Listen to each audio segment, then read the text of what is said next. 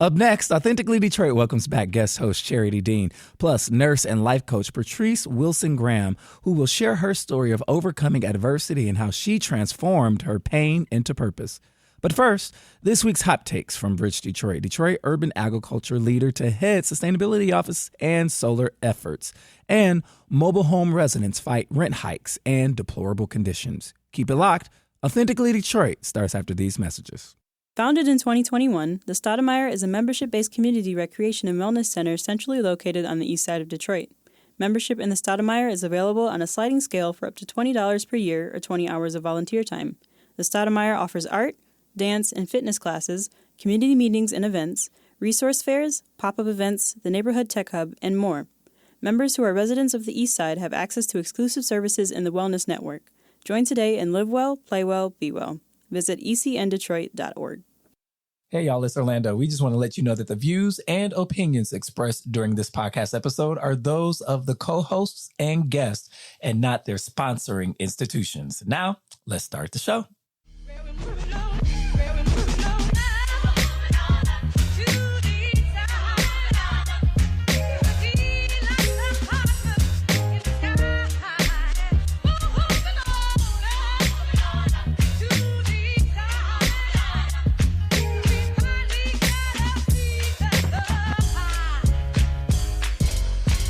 Get it, Griff. I see you jamming to the music, Griff. Hello, Detroit and the world. Welcome to another episode of Authentically Detroit, broadcasting live from Cass Corridor at the WDET studios. We was dancing to the theme music. We are a content partner at BridgeDetroit.com. I'm Orlando Bailey. And I'm Charity Dean. Thank you so much for listening in and supporting our efforts to build a platform of authentic voices for real people in the city of Detroit. We want you to like, rate, and subscribe to our podcast on all platforms. We have the Charity Dean, a.k.a. Sabbatical, back as guest co-host this week while Donna enjoys some sun in Los Angeles, the city Donna. Of angels. She's like, oh my God, the time is so confusing. I don't know what to do. Get out of my text messages, Donna Gibbs-Davidson. This week also marks the final week of Women's History Month. This year, we decided to highlight women in and around the city of Detroit, making history in their own unique way. For our final guest, we are excited to welcome Patrice Wilson-Graham, a registered nurse and life coach who will share her life story of how a little girl from the east side of Detroit became a woman who turned her pain into purpose. Patrice, welcome to Authentically Detroit. Thank you. My pleasure to be here. I'm happy that you're here. Patrice is excited. She all live and everything. Get us the clicks. And I mean that. I think the Charity Dean is live. Are you live? I couldn't figure it out. She can't figure it out. She's having a senior moment. It was my camera a little blurry. I need to wipe it. Wipe you know what? I'm going to share. Are you live on Facebook? We live on Facebook okay, I'm right just now. Share that. Our social media intern, Jayla. I don't know what's going on in the studio today. I think we are all a little tired, which in turn is making us a little slap happy. She's a lie, and the truth ain't in her. I am happy that today is 60 degrees and sunny in the city of Detroit. But I want to ask y'all, how is the day finding you, Patrice? How's the day finding you? I slept in after 15 days straight of work, so I feel good. Like, that medical field ain't nothing to play with. I know, right? Yeah, being a nurse, they call me in all areas, and I just keep going because the money keep coming. The money keep coming. I know that's right. Give me $20. Yeah, I got you. Charity Dean, Miss Sabbatical, the Charity Dean. How is the day finding you? The day is finding me beautifully. I am on sabbatical from Michigan. But you're doing work. Thank you for coming in right now to do some work. This is joy. I'm glad that it's joyous to you. It's not work. I'm great. I'm rested. It's beautiful. Good. It's good to see you. It's good to see you. And happy anniversary to the Michigan Black Business Alliance and the change on guard of the name. Yes, 3 years. All of the things. 3 years down, a lifetime to go. I love it. Congratulations. Thank you. All right, y'all. It is time for Hot Takes, where we run down some of the week's top headlines in the city of Detroit. For Hot Takes, Detroit urban ag leader to head sustainability office and solar efforts. This is by my editor over at Bridge Detroit, Christine Ferretti. The city's first ever director of urban Urban Ag will head the mayor's neighborhood solar initiative as she transitions to a new role leading Detroit sustainability efforts. Tamfira Rushton will become director of the Office of Sustainability effective April 12th. She replaces Jack A., who is leaving for a new opportunity in climate change and sustainability work, Mayor Mike Duggan announced on Wednesday. Rushton, who was appointed as agricultural leader in September, will have a major immediate focus on the implementation of Detroit's controversial solar neighborhood project, as well as other Detroit climate strategy initiatives, the city noted in the press release. In her short time at the helm of ag efforts in Detroit, the longtime community farming advocate and Green Acres resident has worked to encourage farming by improving city policies and processes and reducing red tape. Rushton will assist the city in identifying a new urban agriculture leader who will report to her. There are currently 8 Detroit neighborhoods being considered to host 250 acres of solar installations required to offset energy consumption in 127 municipal buildings. Over the last several months, one potential community, Gricksdale Farms, was nixed from the city's list as possible site after residents there and elsewhere raised concerns over the prospect, arguing it could harm property values and raising worries over the use of herbicides. Others have been supportive, saying the effort would clear out blight and give residents who opt to sell their homes to make way for the project an economic windfall. As Detroit's sustainability leader, Rushton will be the point person for Detroit's transition to clean energy, sustainable mobility, reducing waste, reducing flood risks, and improving air quality and more. There's a lot here.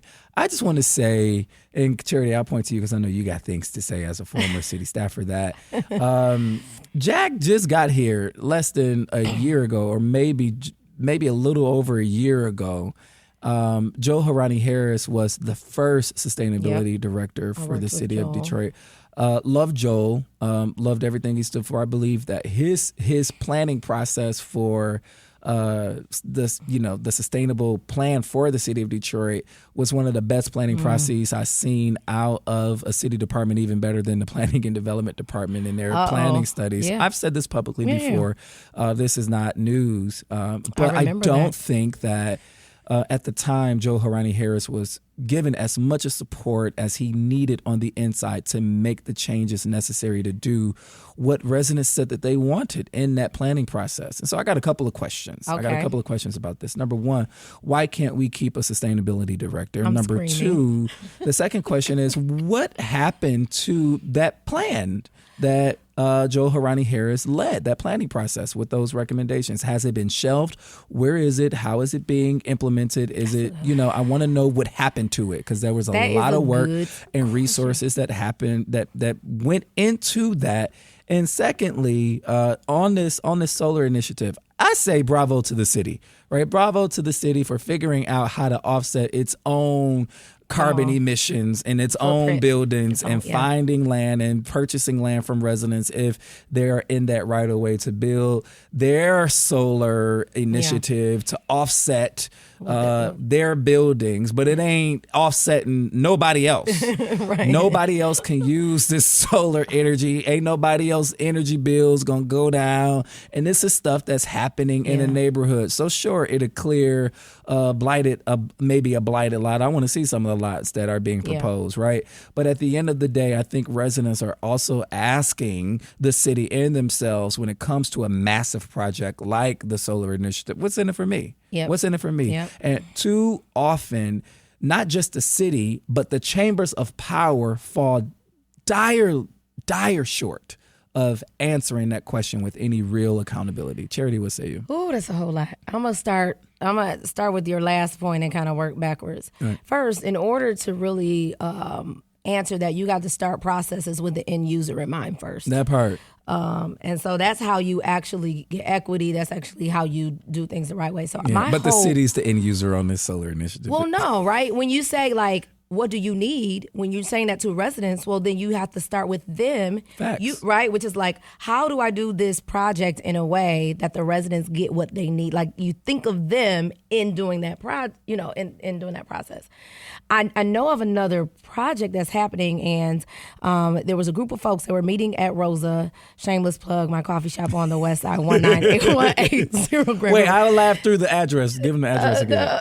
Grand River Outer Drive, west side, Rosa. But there was a group of residents meeting there, and they were talking about a city project, and it wasn't solar, but it was stormwater retention in Brightmoor. And the city was coming in to acquire property in order to amass land for this program. So I want to say something. I love that our city is being thoughtful about sustainability, right? I don't know where Joel's plan is. Maybe it's online. I don't know. That's a question. If somebody, I just want to know if y'all watching, looking like, at put it in the comments, like, where is it? I don't know. Yeah. But what I found out and what they said to me, I was at Rosa on Grand River and Outer Drive, and the older woman said to me, she said, Charity, didn't you used to work at the city? I'm like, yes. Didn't you create a program where you would do land swaps? I said, yes, I did. When I was in the city of Detroit in 2017, created the Bridging Neighborhoods program where, because of what was happening with the bridge at Delaware, we gave people an option to swap out homes.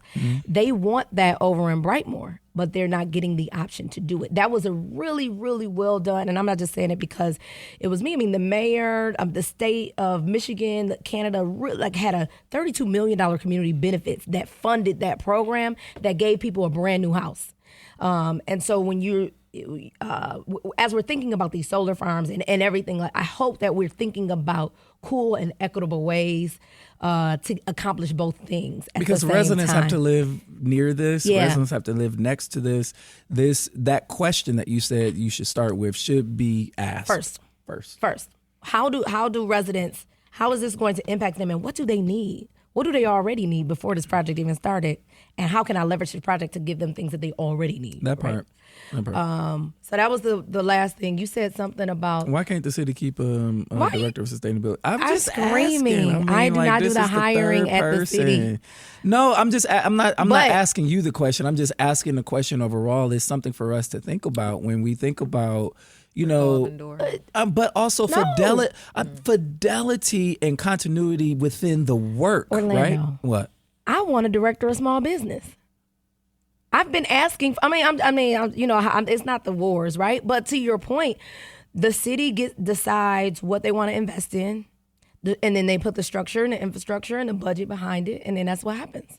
So I'm still wasting budget time. I know they listening. Well, I want to do a shameless plug to Bridge Detroit, because Bridge Detroit is going to every single budget hearing and reporting out on the proposed budget for each department, the number of employees, and the variances from last year, right? Yeah. And pulling out some key facts. So go to bridgedetroit.com, budget hearings. We following the money. Yes. Because when you follow the money, you know where the value and the priorities are.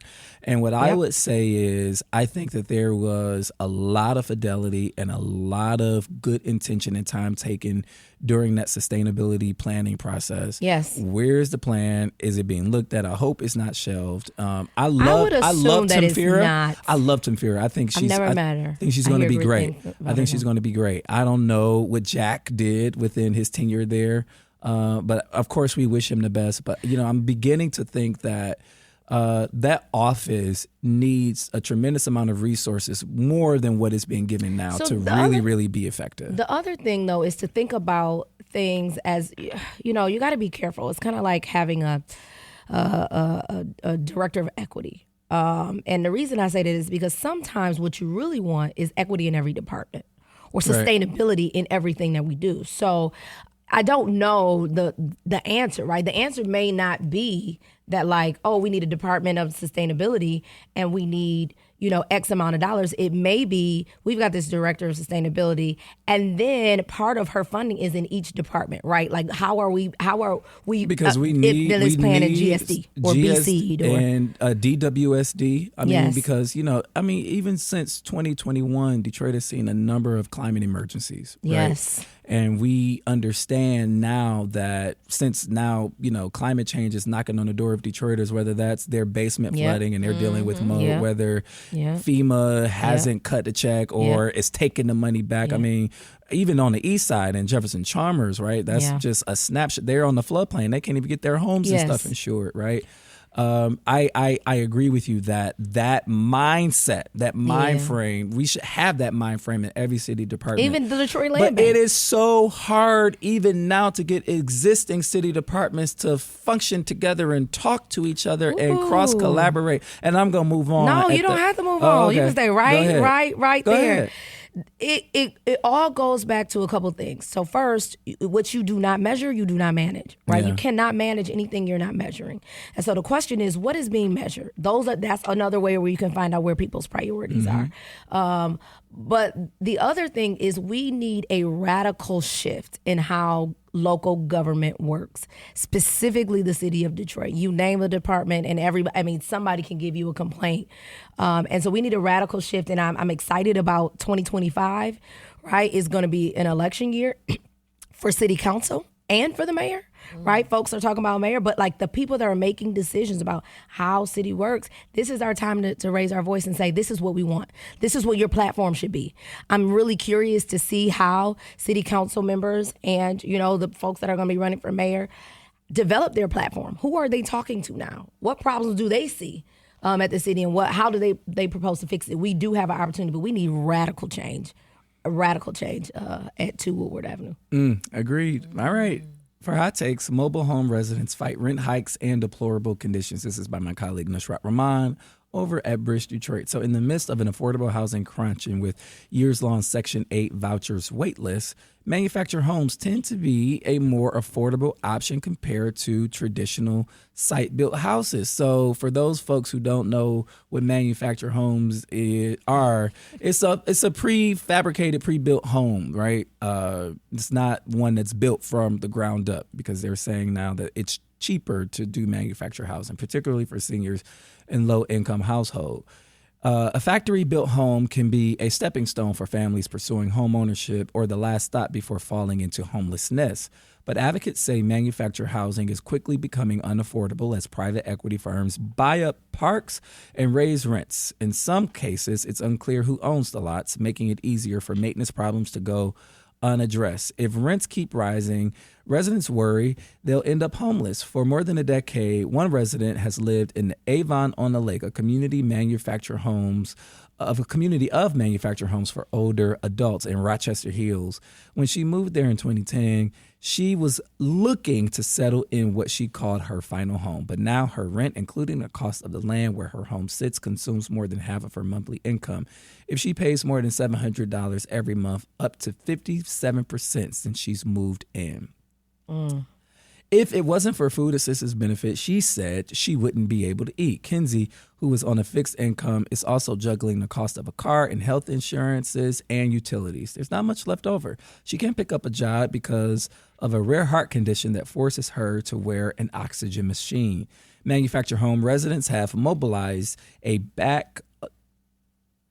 to back a package of bills, to bolster protections for residents by ramping up licensing requirements for owners and creating more transparency around who wants to buy mobile home communities. Meanwhile, an association that represents manufactured home suppliers and community owners in Michigan says the issues residents and advocates have raised represent a small fraction of the industry. The industry group supports a separate set of bills, including one outlining when owners can deem homes abandoned to remove them or obtain the title. There are 1,032 licensed manufactured housing communities in the state, and half of the licensed owners are located out of state, according to Lara. The department struggles to contact these operators when problems arise, a Lara official said during a Senate committee hearing last month. Yes, communities, which manages Avon-on-the-Lake, did not respond to emails and calls seeking comment. So this is where we are. And you know what? I want to set the stage because I know we got to take a quick break. There is an affordable housing shortfall, not just in the city, not just in the state, but around the nation, right? Folks municipal governments are saying that it is too expensive to build single-family homes, even in cities that have built their economies and their character on single-family homes, especially cities like the city of Detroit. And we have speculative landowners who own these parks, who do whatever they want to in terms of maintenance and raising the rent hikes, especially toward people who are the most vulnerable and housing insecure. We're going to talk all about this when we come back from the break. More with Charity Dean and Patrice Wilson-Graham when we come back. Bridge Detroit is your news and engagement platform that is telling the stories of Detroiters rooted by community priorities.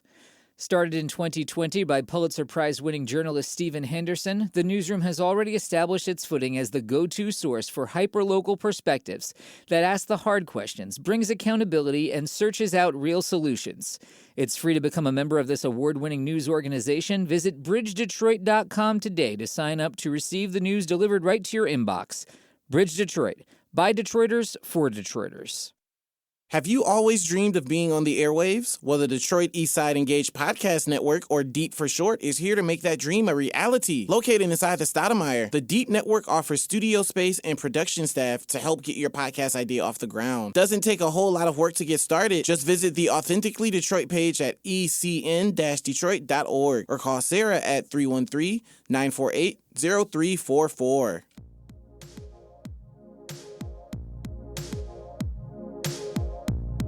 All right, welcome back to Authentically Detroit. We're talking about this affordable housing shortage, which is really interesting to me because I've not heard Nikki Haley, Joe Biden, You listen to Nikki Haley? Donald Trump talk about housing at all in their platforms. And this is a problem around the nation. Charity, what say you?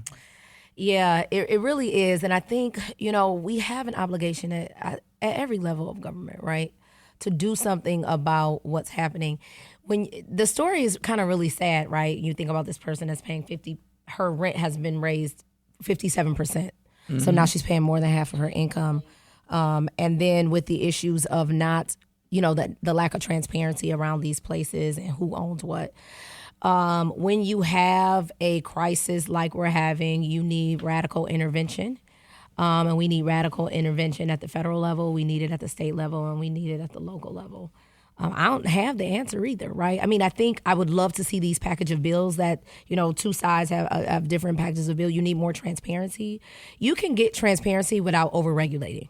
Mm-hmm. So you can actually build in equity and transparency and not over-regulate. And I think that there is a balance to play because I'm always got my small business hat on. It's already so hard. You think about small business, already so hard. But that doesn't mean that you cannot help solve some of these problems as well. But I think you have to think about the problem you're trying to solve first. You know what? But Charity, this is so funny. Charity's my sister, but I think I'm going to disagree with her a little bit on the over-regulation part, because I think when this nation has tried to enshrine fair housing policies in Go ahead, keep talking. Try to enshrine fair housing in policy. Insurance companies, banks figured out a way around it and figured out a way to continue to habitually marginalize poor people, Black people, communities of color. Insurance companies got in the mortgage business. Banks figured out a way to get. And so when left to its own devices, even if there is some regulation, I think that there needs to be a little bit of a strong hand to make sure that, these capitalistic actors like development companies, landowners, negligent landlords, all of that, don't figure out a way to measle their ways out of the system and accountability. I mean, this is something that continues to happen. I mean, we had predatory lending and predatory inclusion that but we still have that. We still have it, and we have proxies for race. We got credit scores, and we got zip codes, and all of these things. I think we do need a little bit of a strong hand to make sure that the intent of the policy. You talked about the end user earlier. Yes. The intent reaches the end user in the way that it was manufactured. My point is that regulation creates these things. It's not that what I'm saying is you can have a simple solution that is not creating all of these loopholes. I think the overregulation of these industries have created these opportunities for discrimination. They've created these opportunities for loopholes for those that figure it out. And you could just make things simple, is what I'm saying. You can accomplish equity and also accomplish the transparency that you need without overburdening the process. Yeah. I think that's what I'm trying to say. Oh yeah, I mean, the less red tape, the better. I think that we lose in when enshrining policy, we create such unnecessary bureaucratic nightmares that doesn't file 7 forms down on the 3rd floor, come up, and we're gonna call that transparent, and it's not because I'm still using paper, right? Government has not caught up with the technology. No level of. I mean, you think about how we do things now versus. I mean, and look at AI. Government ain't saying nothing about it right now, and it's a scary thing for me. It is, but I'm excited about it. It's going to take a whole lot of people out of business. Heck yes. I'm excited about it though, because you know what? It's accessible for people. I'm gonna show you. It's accessible for regular people. Yeah. The thing that I like that. The thing that worries me is by the time these problems culminate and sort of climax, then it's government 20 years behind trying to fix the problem. And I think that has to do with the median age of people in Congress. I'm screaming. Somebody get them old people out of there. I'm limits. sorry. I support term limits. Yes. What? It is so sad. It is deplorable. You ready for the millennial takeover? I'm not even saying that it has to be a millennial. Where the Xers at? Right, Gen X. Where the Xers? Where the millennials? You know what I'm saying? Some boomers, some late boomers, yes. Like the folks that are. I heard Alyssa Slotkin say that Debbie Stabenow did a rare thing by retiring at 70 from the Senate. How old was John Conyers? Before he transitioned? No. We love John Conyers. I know I ain't gonna get in trouble. True. But can we look at the last 10, 15 years of his term? Orlando, our obsession with power is crippling us as a people and as a country. Because we don't let it go? We will not let it go. We don't let it go. We do not let it go. Well, that's, I think that's something that is in the soil of this country, right? It's in the roots, right? And so it takes a radical reimagining of just how we think about the system of the United States as a whole. Yes. Right? It's not something that people are going to get. Power does not cede to anything a demand and other power. That's right. Right? We can't just that part politely ask, can you do this? No, there has to be a demand. Yeah. Period. Right? There has to be. And so it's sad. Marcia Fudge is gone out of HUD. Right? Yep. Wow. And I thought when she came in that there would be hope. And there was. I don't think, especially during this COVID package and during this Democratic majority, I think people are really going to begin to see just how much investment, right, in some of these federal departments that trickled on down to the state legislatures into our cities was unlike anything we've ever seen. Absolutely. And I don't know if we will see it again. Let me tell you something. Yeah. The SBA doubled their loans to black businesses. Yeah. In the Biden administration. I mean, the ways and sometimes we don't know sometimes we don't even know we're benefactors of it until it goes away. But that's the thing. Yes. So here's the other thing that I'm sick of people saying. Like, you got to talk to the black voters. You got to talk to voters.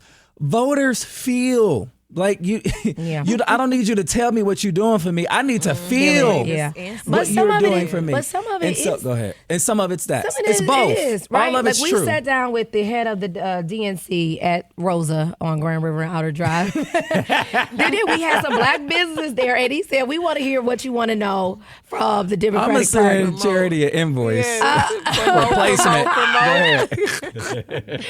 But no, and it was... What do you want to see from the Democratic Party? That was the question. But when they began to talk about this and this and this, and people were there in the room, they was like, I had no idea.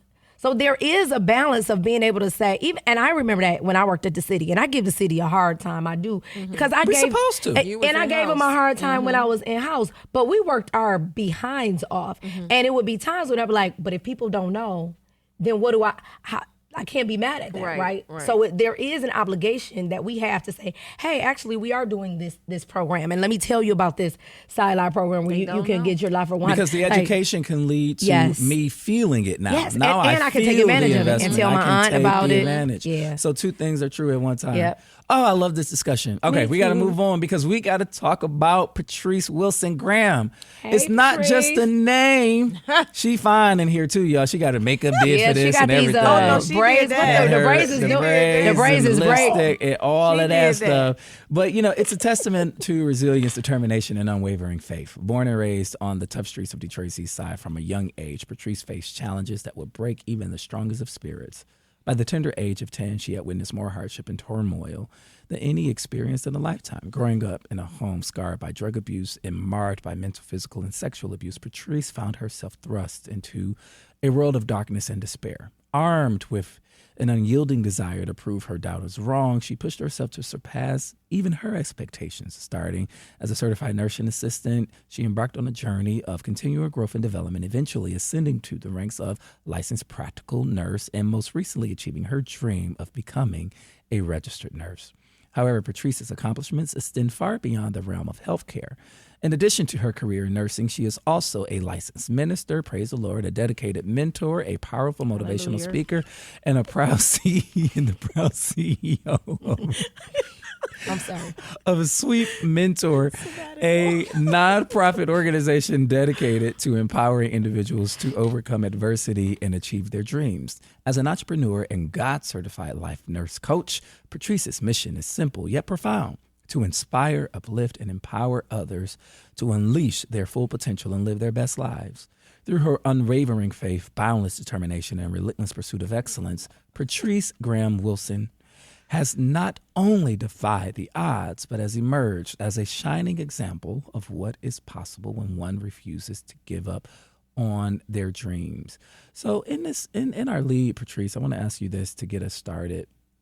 The lead said that we want to talk to you about how you transformed your pain into purpose. But tell me a little bit about your story. And does your story begin with pain? It does. It does. So it goes all the way back to being 5 years old was my first heartache. And that was seeing my grandfather, who loved me. Oh, my God. He loved me so much. And it was a relationship that was a covering as well as a nurturing and just comfort. But I watched him die in front of me. He had a heart attack and fell to the floor in the bathroom. My sister opened up a door and we watched his eyes go in the back of his head, which was the first heartbreak of my life. Like, not my granddaddy, like he was my everything. Like, I could just go on forever talking about him. With that being said, years later, I actually gave my son his middle name because he was just that guy. But the age of 5 that happened, the age of 6, my grandmother, so I was in a house with my mom, my grandmother, and my grandfather. My grandfather passed when I was 5.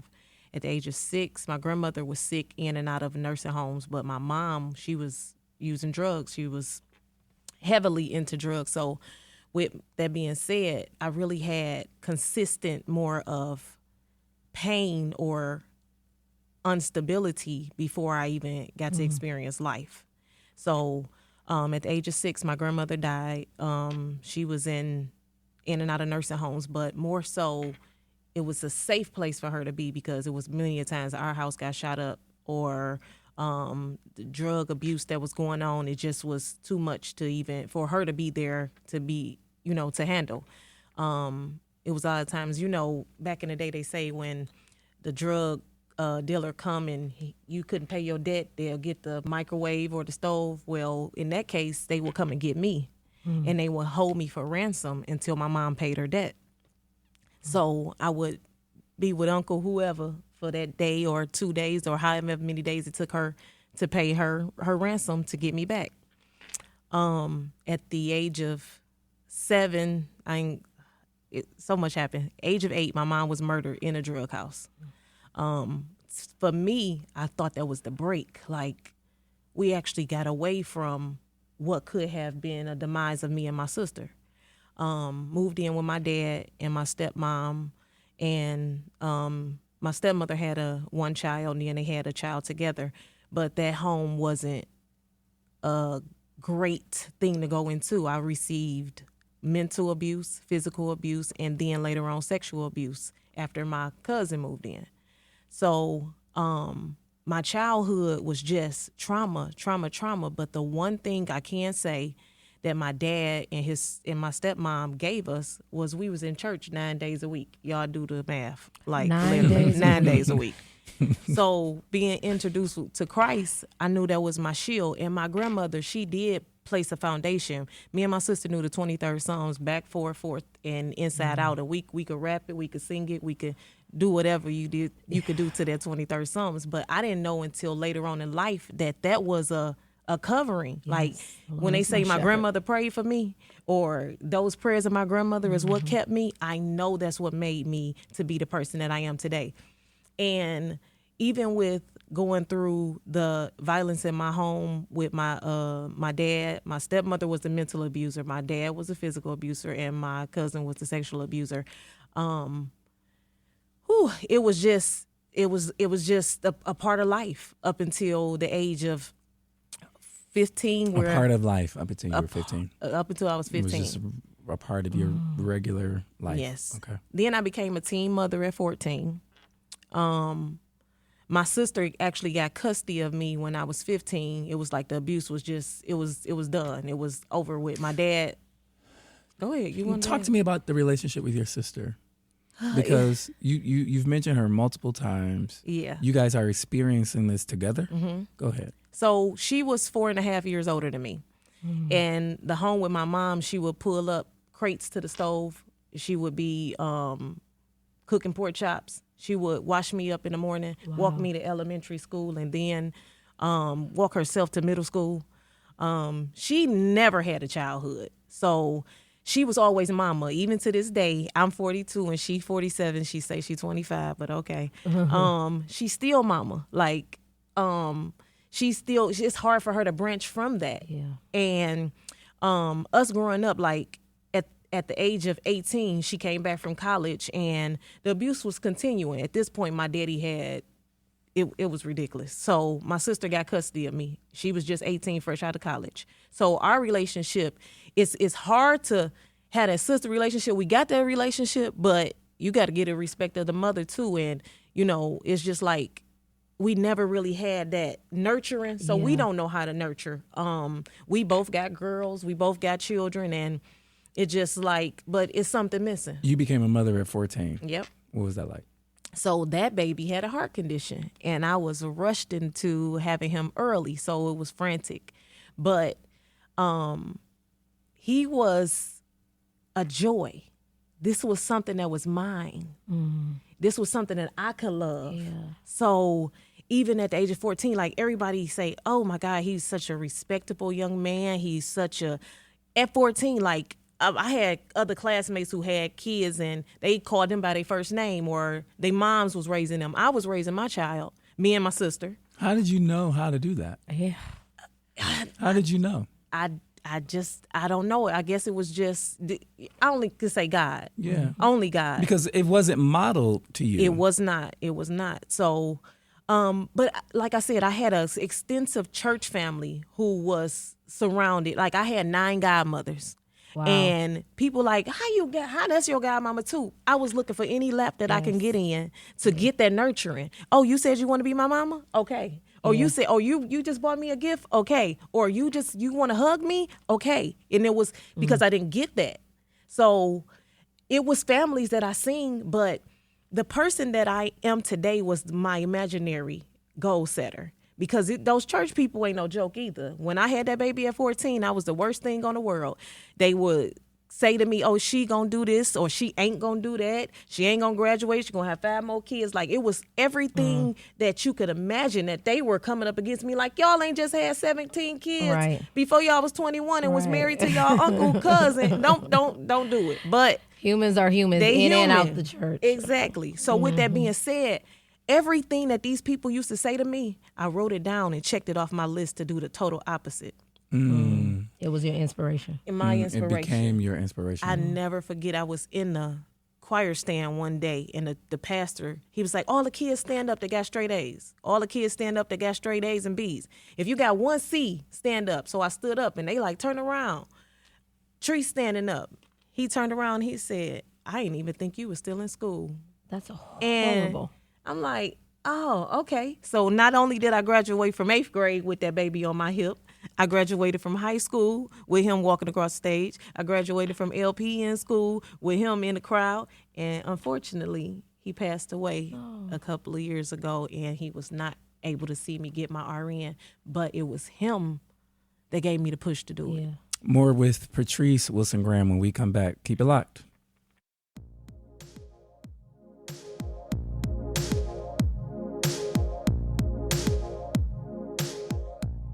Founded in 2021, the Stoudemire is a membership-based community recreation and wellness center centrally located on the east side of Detroit.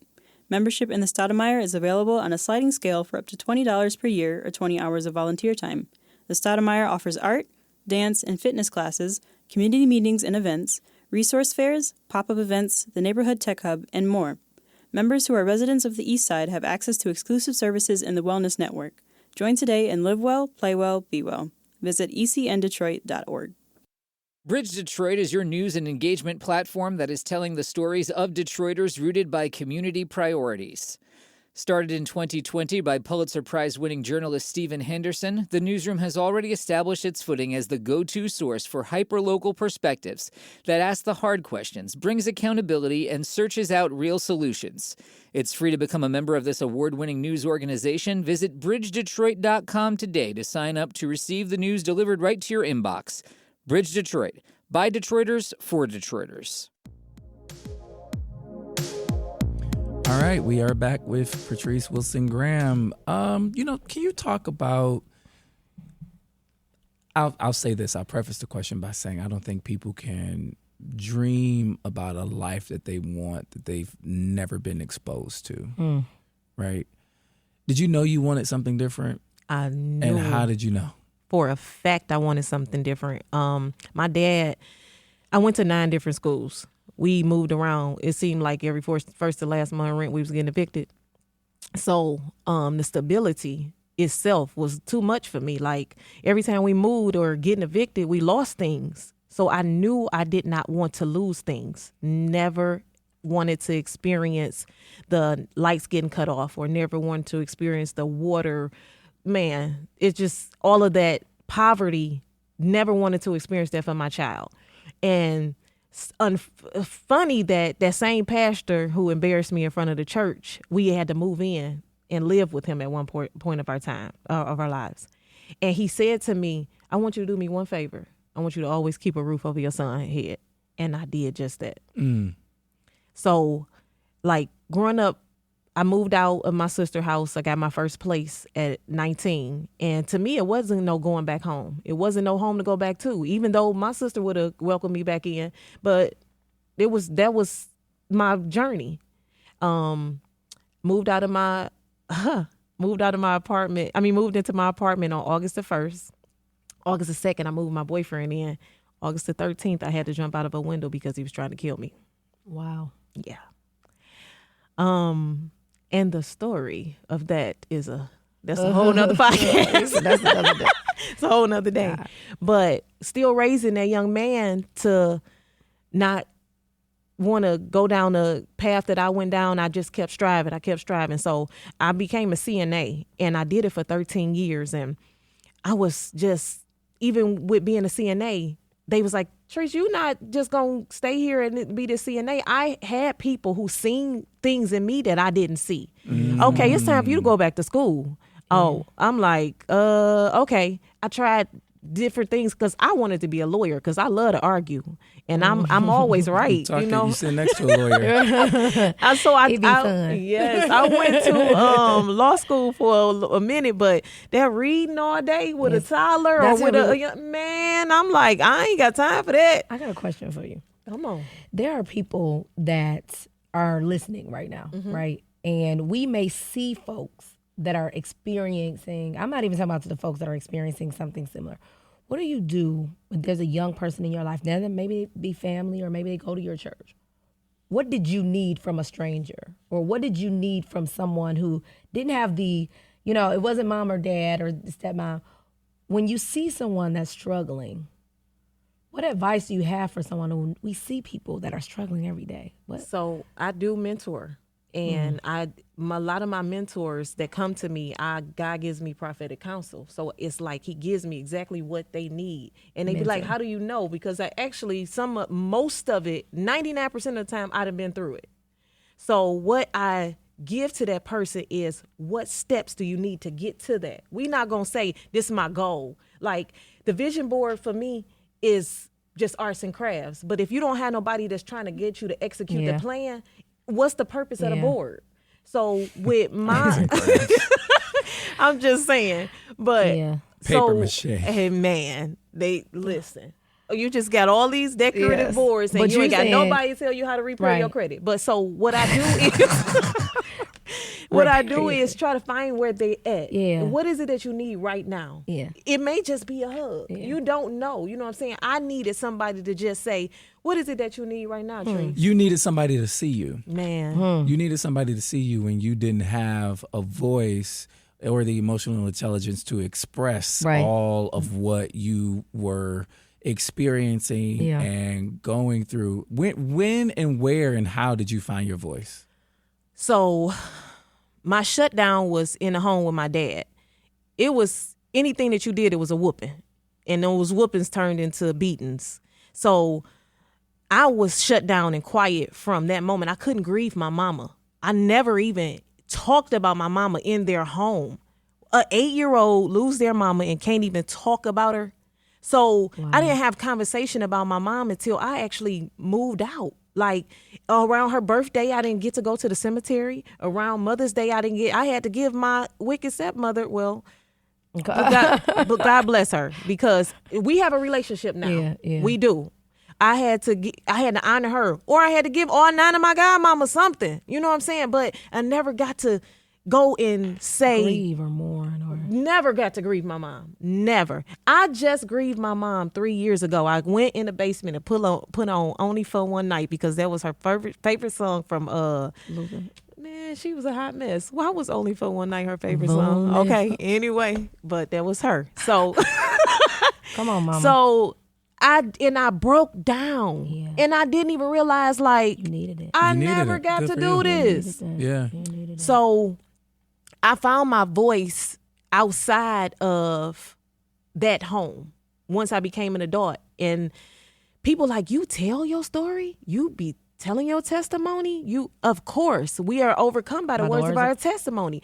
And if I give my testimony, somebody gonna be blessed from this, or somebody gonna see that I don't look like what I've been through. Yep. Well, let's talk about the triumphant part, right? Because you said from pain to triumph, and we sometimes when we tell the testimony, we make the pain sound real good and sexy. Let's make the triumph part sexy. What does triumph look like? Triumph looks like, look at this smile, first of all. That whole smile. Okay. That smile already. I don't know if y'all know, my son was murdered. Yes. So I'm smiling, like, because he was such a good person, and I raised this young man at the age of 14 till he was 20 when he passed away. But the mothers that I was a part of, Moms of Murdered Children, and I would go in there and it would be so heavy, and they'd be like, I wish I could look like you. So not only that, just being successful after the pain, or being successful after the traumas and things. I don't tell a lot of my testimonies because I feel like I'm bragging sometimes, which is crazy. But I try to share. I try to. I have been married for 20 years. that's a generational curse. It ain't been all peaches and cream because that's a whole testimony in itself too. I was to say married for 20 years. Yes, That's a testimony. But yes, it's a blessing. Hallelujah. Married for 20 years. I have all of my kids are 10 plus years apart, and they're successful. I got my nonprofit organization. I have business. So this is the Martinez Way Foundation. Oh, I thought this was the Sweep. Sweep is my mentoring group. Well, that's what we want to talk about. You want to talk about Sweep? Talk about That's Martinez Way Foundation talk about both. Talk about that too. Yeah. is launching June the 15th of 2024. Congratulations! So she breaking news. That's why she was. Right. That's why that came up first. We supposed to do a drum roll. We're supposed to say that for the end, and we're going to do a drum roll.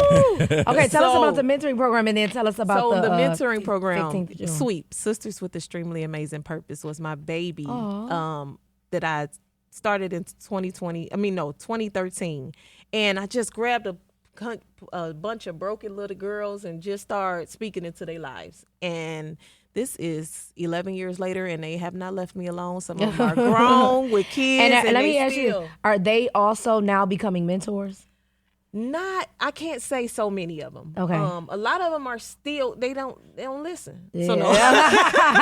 Well, It's an investment. Yes, it is. It's an ongoing investment. It yes, is the an work, investment. it's a journey. I can say that I do have some who is like, man, if you never told me that, or if you never spoke that in my life, or if you never did, I wouldn't be who I am today. So I do see a great progress from a lot of them. And then the fact that they're still calling me 11 years later speaks volumes too. Evidently something happened, you know. But I just want to say this. I think mentoring is so powerful. It's so powerful. It is so important. A lot of times we have parents or people, a lot of young folks, you probably told them something that somebody may have told them, and they listened because you were the one that gave them that word. And so mentoring, coaching, whatever it is, just that's really powerful. It's a game changer. Yeah. So what's going on it's Juneteenth? Juneteenth. Around Juneteenth. Drop the season So of June Juneteenth. 15th of 2024, we're launching the Martinez Way Foundation, which is a CNA school because that was my foundation. Wow. Resource Center.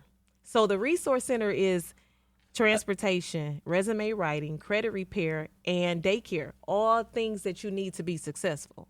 It's a lot of people who go into these programs and I can't make it because I don't have I ain't got no babysitter. Yeah. So I want to make sure they have around. every resource that they need to be successful.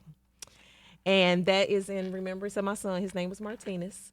And he was a go-getter. So it was like, I need y'all to learn how to go get it. Yeah. I love that. That is amazing. Wow. One thing about black women, we change culture. We change community. Most of our members are black women at the Black Business Alliance. Most of their businesses have some sort of social impact, or if they don't, they are doing something to impact the culture.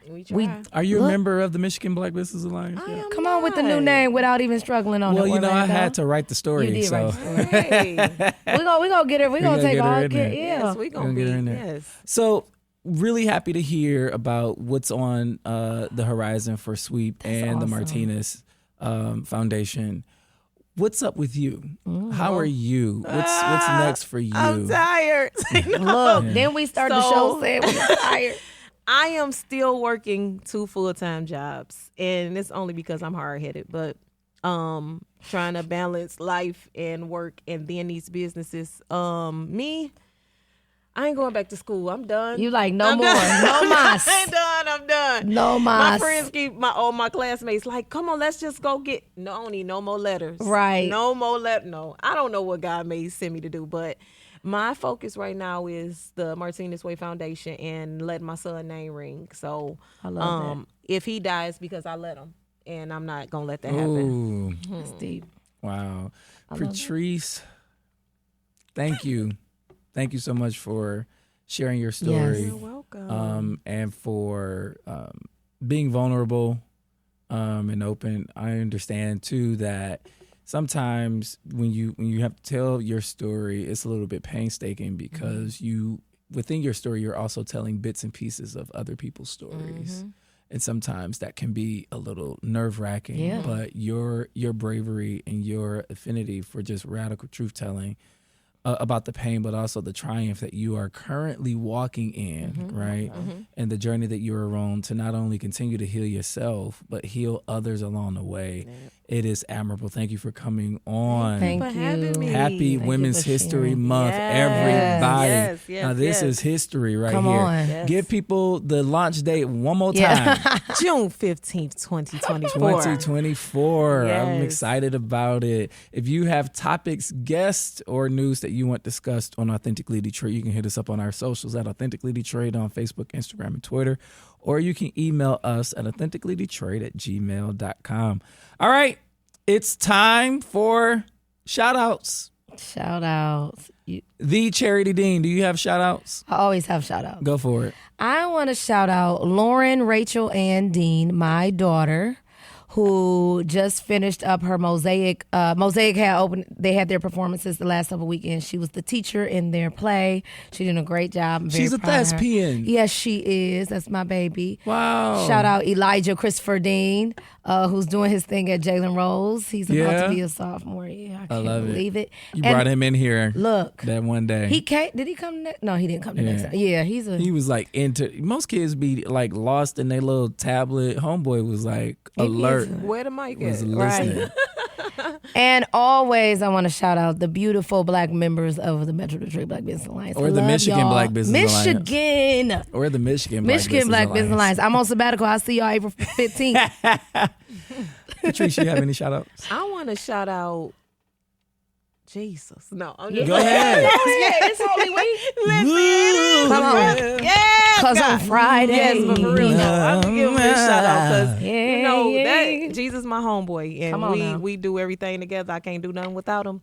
But want to shout out my husband and my daughter, who is now an entrepreneur as well. Oh, no. Yes, she has. Don't charge me. It's like, no, she does. She started her own cheer team, and she's the age of 19, and they are soaring. And it's actually spiritual cheer team. They call the Divine Angels, and they doing things. They really doing things. Shout out to the Divine Angels. That's Fraser, Michigan. D.A. D.A. Say, too. Do they? Yes. Look at there. In sync, man. In sync.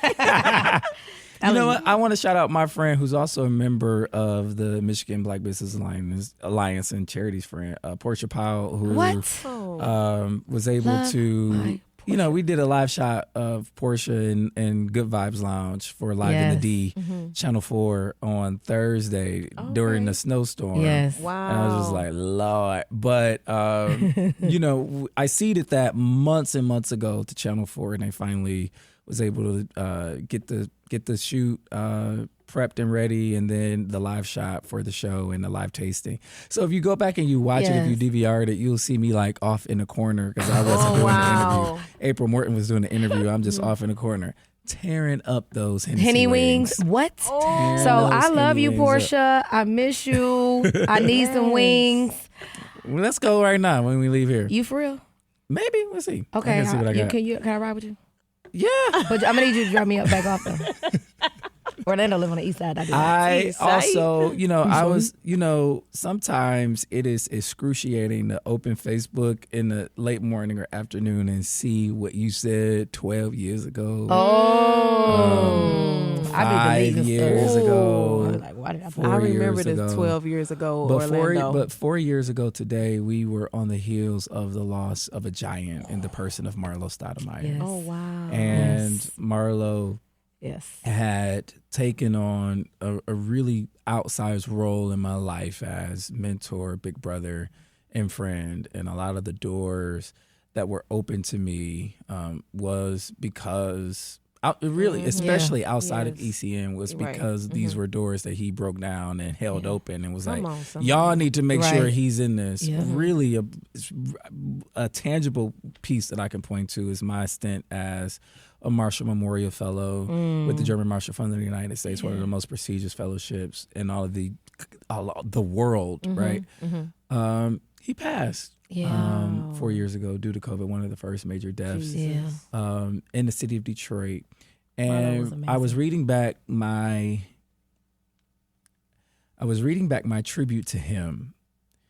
And one of the things that he ensured when it came to all of us, Charity, was that we were rostered and represented. Come on now. Right. And that our The names. roster. Detroit has talent. That's right. And that our names were in rooms that Where you we wasn't in. Yes. were not in. Come on. And in my short little tribute to him, in the words that I can gather at the time, I said to him, there is a remnant of us who will make sure that Marlo is forever rostered, represented, and blasted in Detroit. We will take it from here. Yep. And I continue to speak his name because, as you said later, just a few minutes ago, that he won't die as long as I'm alive. That's and I exactly think Marlo's impact is still reverberating in the city, and people like Charity, and people like me, and people names you know, and people like Eric Thomas, and people like Brittany Brown, and people like Tatiana Gray, all of these people, and people like Valencia Stoudemire. Come on now. Right? Yes. Right? Ian and Shelby, like his family. And so I'm super proud to be a part of those that he chose to love and give annoying, unsolicited advice Come to. on with the unsolicited. I miss you, Marlo. We love you, Marlo. But he said, I just want to say something about Marlo. Marlo was always doing something. Always. But he always said yes. Always. I mean, I remember I would be like, Marlo, I want you to come. I had him come speak to the mayor's office fellows. And these were like, back then I was trying to enter, I'm always trying to do something too. I was trying to make sure that we would get these fellows from Harvard and these people who were not from Detroit. And I had Marlo come, and it was just an amazing conversation. It was in that conversation that I heard him like really talk about this idea of social capital that he talked about. Social capitalist. We did Juneteenth together right before the pandemic. We did an event at Central, me and Marlo, with his Detroit's Detroit has talent thing. I Roster missed Detroit. Marlo. He was a giant. Yeah.